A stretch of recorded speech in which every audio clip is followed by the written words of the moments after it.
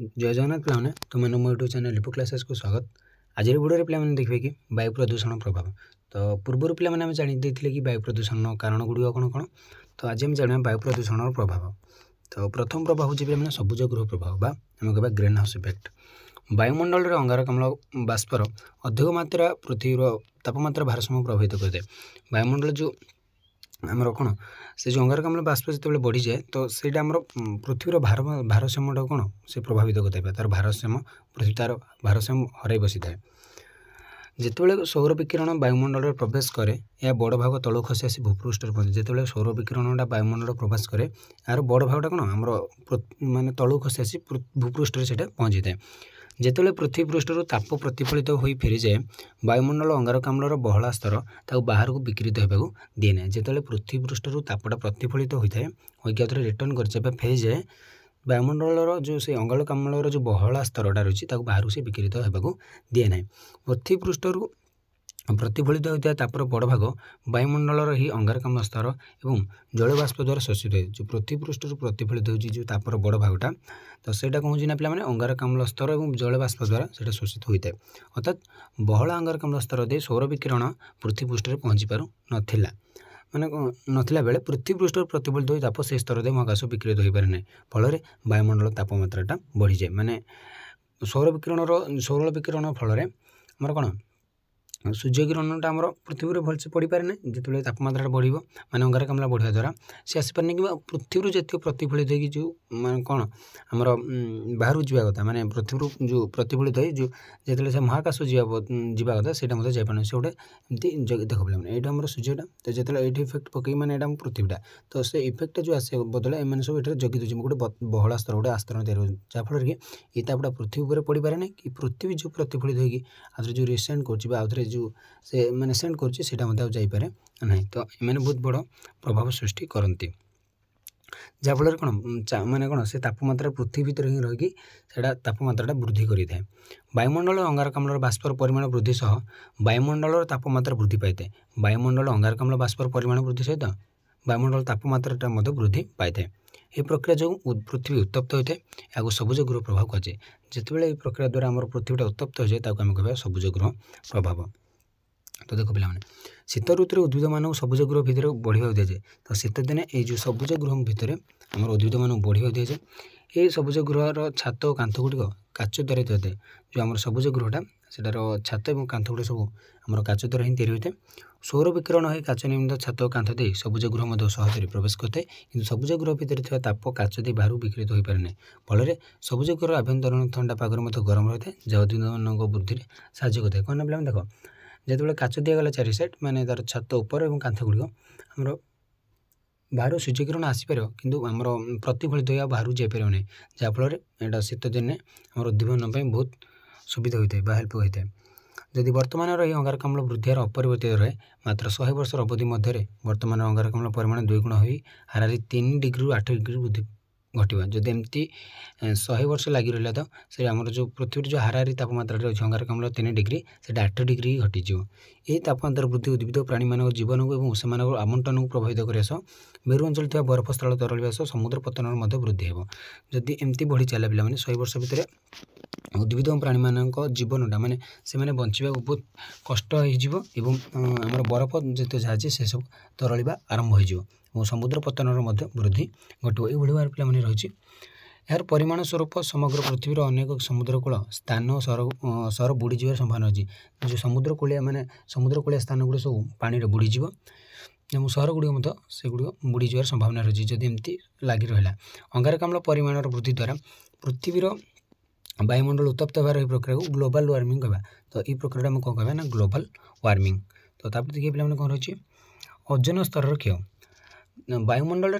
Stratosphere स्तर में ozone अधिक भाव में थाए। तो ओजोनटा से आम स्ट्राटोस्फीयर स्तर रही है स्ट्राटोस्फीयर व्यतीत अल्प परिमाण ओजोन ट्रोपोस्फीयर मध्य थाए स्ट्राटोस्फीयर तो थाए ता सहित अल्प परिमाण ट्रोपोस्फीयर मध्य थाए सूर्य ठारू आसुथिबा अति बाइगण विकिरण अधिकांश भाग स्ट्राटोस्फीयर थिबा ओजोन द्वारा शोषित होइते तो स्ट्राटोस्फीयर जो ओजोन रही ओजोन स्तर रही ता द्वारा सेटा शोषित होइते एभली ओजोन ढाल भली जीव जगत को अति बाइगण विकिरण कुप्रभाव रक्षा करते तो से जो अति बाइगण भली जो विकिरणटा अछि सेटा हमर पृथ्वी पे बहुत खराब तो सेटार के रखि कथा ना हमर ओजोन माने ओजोन स्तर स्ट्राटोस्फीयर ओजोन सांद्रता 1 किलोग्राम बा पिछा 10 मिलीग्राम थाए माने 1 किलोग्राम बा पिछा सेटा 10 मिलीग्राम थाए किंतु वायु जेते बेले प्रदूषित हुए स्ट्राटोस्फीयर ओजोन स्तर क्षय होइते किंतु जेते बेले वायुटा प्रदूषित होइते एटा मध्य हमर कोन ओजोन स्तर मध्य क्षय होबारे लागिते वर्तमान समय वायु प्रदूषण हेतु अंटार्कटिका ऊपर थिबा ओजोन स्तर एक विराट गर्त सृष्टि होइछि जार आकार एक बड़ महादेशर आकार सो समान हेबो तो बहुत बड़ गोटे माने कोन गोटे गातटी सृष्टि होइछि माने हमर अंटार्कटिका ऊपर थिबा ओजोन स्तर रे जे गोटे महादेशर आकार भले गोटे सो समान हेबो फल अति बाइगण विकिरण सीधा सड़क बिना बाधारे पृथ्वी पृष्ठ रे पहुँचे और ताद्वारा अनेक स्वास्थ्यगत समस्या जहाँफल कौन अति बाइगण रश्मि आराम से आम पृथ्वी पृष्ठ पड़ पार कारण गोटे गात सृष्टि होइछि ना ताको आसीबा बहुत सहज हो पड़ो जदि ओजोन लेयर था तो ताको से ढांकी रखी था आउ फल अति बाइगण रश्मि पृथ्वी पृष्ठ पड़ न था कि जितेबाला से गर्त सृष्टि होइछि सेटा आम उपर बहुत परिमाण प्रभाव पकाइब जो प्रदेश गुड़िक मुख्यतः ओजोन स्तर क्षयर कारण सेगुड़ी है क्लोरोफ्लोरोकार्बन जहाँ रेफ्रिजरेटर को ठंडा रखापी व्यवहार कर आम फ्रिज में आम क्लोरोफ्लोरोकार्बन व्यवहार करुचे नाइट्रोजन ऑक्साइड और हाइड्रोकार्बन ओजोन स्तर कारण अटंती माने एगुड़ कारक अटंती तार जाने पे मैंने अम्ल वर्षा बा एसिड रेन कह जहाँ कोयला मोबिल और पेट्रोल भली जीवाश्म इंधन जलिला बेले सल्फर डाइऑक्साइड सृष्टि हुए तो सल्फर डाइऑक्साइड आम सृष्टि होता है जो मोबिल कि कोयला जलिला जहाँ आर्द्र परिवेश जलीय कणस मिसे सल्फ्यूरिक अम्ल परिणत हुए से आम आर्द्र परिवेश अदाड़िया परिवेश से जलीय कणस मिसे सल्फ्यूरिक अम्ल से सृष्टि करता है जानवाहन निर्गत नाइट्रोजन ऑक्साइड भली प्राथमिक प्रदूषक जलीय कोष मिसी नाइट्रिक अम्ल सृष्टि करे नाइट्रिक अम्ल सृष्टि करता है ये दुईटी अम्ल वायु सृष्टि हो वर्षा जल सह पृथ्वी पृष्ठ पड़े जहाँफल प्राणी उद्भिद मान शरीर और जीवन क्षतिग्रस्त है तो एसिड रेनटा बहुत आम बहुत हार्मफुल बहुत विपदजनक तो तार प्रभाव कौन रही है तो पे उद्भिद मान पत्र को अम्ल वर्षा हलदिया और माटिया रंग दिए माने अम्ल वर्षा द्वारा उद्भिद मान पत्र सबुज रंग हलदिया और माटिया रंग रही जाए वृक्षलता शीघ्र वार्धक्य प्राप्त हो जाती माने शीघ्र बुढ़ा हो जाती माने वृक्षलता गुड़िक माने गछ उद्भिद सब आमर बण घास पड़े और फसल उत्पादन क्षमता ह्रास पाई जाए माने घास पड़े तार उत्पादन जो घास भल से बढ़ी पारे ना आम फसल बहुत भल अमल दे न था तो बहुत कारण थाए तार प्रभाव थाए मृत्तिकार गुणवत्ता और उर्वरता बदल जाए जलचर उद्भिद प्राणी मान मृत्युर कारण थाए तो जब अम्ल वर्षा गोटे कौन पोखरी कि है तो सेठार थी जलचर प्राणी मान बहुत एटा गोटे बहुत बड़ विपद सृष्टि होता है से मृत्यु मुखर पड़ी था मनुष्य देह चर्म और श्वासजनित रोग सृष्टि हुए चून पत्थर मार्बल तैयारी सौध गुड़िक क्षति साधन हुए जमी आम ताजमहल से माने कौन आम धला रंगर था बर्तमान से माने हलदिया रंगर है कारण से अम्ल वर्षा पड़ुची माटी द्रवीभूत धातु मान परिमाण वृद्धि करे जहाँफल खाद्य श्रृंखला मध्य प्रवेश करे खाद्य श्रृंखला मध्य से बहुत खराब होता है देखिए मैंने फोटोकेमिकल स्मग हाइड्रोकार्बन और नाइट्रोजेन ऑक्साइड भली वायु प्रदूषक मान जो सूर्यालोकर उपस्थिति परस्पर सह प्रतिक्रिया संपादन करती से नाइट्रोजेन डाइऑक्साइड ओजोन और पेरोक्सी एसिटिल नाइट्रेट नामक एक यौगिक रासायनिक पदार्थ सृष्टि करें तो जिते से कौन पे सूर्यालोक उपस्थिति से माने कौन संपादन करते प्रतिक्रिया रिएक्शन करती से विभिन्न प्रकार सब ऑक्साइड गुड़ी सृष्टि करते ये तीनोटी पदार्थ मिसी एक हलदिया मिसा माटिया रंगर धूआं पदार्थ उत्पन्न करती जहाँ फोटोकेमिकल स्मग कहुए आम कौन कह फोटोकेमिकल स्मग पान आखिरे जंत्रणा प्राय माने से स्मग बाग से गोटे धूआं भाया सृष्टि कर जहाँफल आम आखि को जंत्रणा माने देखिए जंत्रणा सृष्टि हुए हृदयंत्र और रक्त संचालन कार्य बाधा मुंड व्यथा इत्यादि कारण से घटी था मुंड व्यथार से बहुत बड़ कारण घटी था फोटोकेमिकल स्मग आखिपड़ा गला दरज और श्वासगत जंत्रणा सब सृष्टि करें तो मैं देख वायु प्रदूषण द्वारा केते आम क्षति होती तो देखुच पे आसला हाइपोक्सिया हाइपोक्सिया मीन्स पे देख दूषित वायु CO बा कार्बन मोनोक्साइड परिमाण अधिक थाए तो माने दूषित वायु बेसी थाए कार्बन मोनोक्साइड स्वास्थ्यगत जंत्रणा मुंड व्यथा और झिल्ली परदार जंत्रणा सृष्टि करे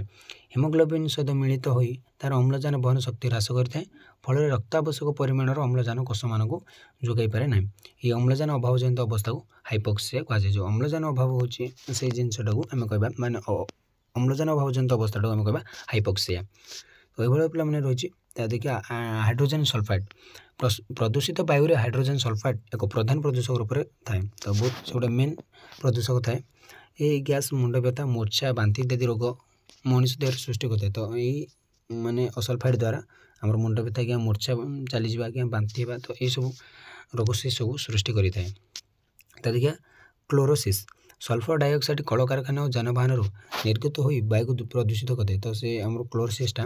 कल कारखाना और जानवाहन निर्गत हो वायु को प्रदूषित करते हैं विषाक्त गैस पत्र छिद्र दे प्रवेश कर सल्फ्यूरिक एसिड और सल्फेट आयन रूपांतरित होता है सल्फ्यूरिक एसिड सबुज उद्भिद मानकर सबुज वर्ण कणा गुड़ी को नष्ट कर माटिया रंग से करदिए सल्फ्यूरिक एसिड द्वारा सबुज पत्र रोग अवस्था को क्लोरोसिस बोली आम कह जो सल्फ्यूरिक एसिड द्वारा जो सबुज पत्र जो जहाँ सब रोग सृष्टि होती है कह क्लोरोसिस सल्फर डाइऑक्साइड मनुष्यर चक्षु नासा और श्वासनली जंत्रणा सृष्टि करे तो सल्फर डाइऑक्साइड पे देख वायु प्रदूषण द्वारा आम तीनोटी बेसी प्रभाव पड़ता है आम श्वासनली आम आखि और आमर कौन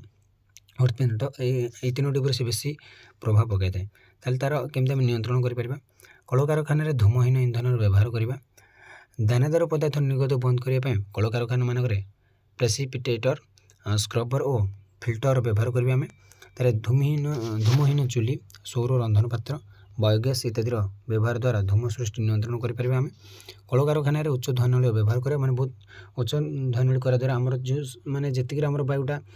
ठीक रहा था से बाकी मैंने कौन आम दूषित वायु ऊपर चली जानवाहन विषाक्त गैस निर्गमन को नियंत्रण करने पॉजिटिव क्रैंकेस वेंटिलेशन और कैटालिटिक कन्वर्टर व्यवहार करवा वायु सल्फर डाइऑक्साइड परिमाण ह्रास करने स्वल्प गंधयुक्त इंधन व्यवहार करवा व्यवहार पूर्व इंधन गंधकर निष्कासन और जलसिंचा यंत्र स्क्रबर व्यवहार अत्यंत जरूरी जानवाहन प्रदूषण निरोध उपाय संयोजन द्वारा से निर्गत बाष्पर प्रदूषक गुड़ी को निष्कासन कर सर्वोपरि प्रदूषण कुप्रभाव संपर्क जनसचेतनता माने आमर प्रदूषण प्रभावटा कौन आम केमती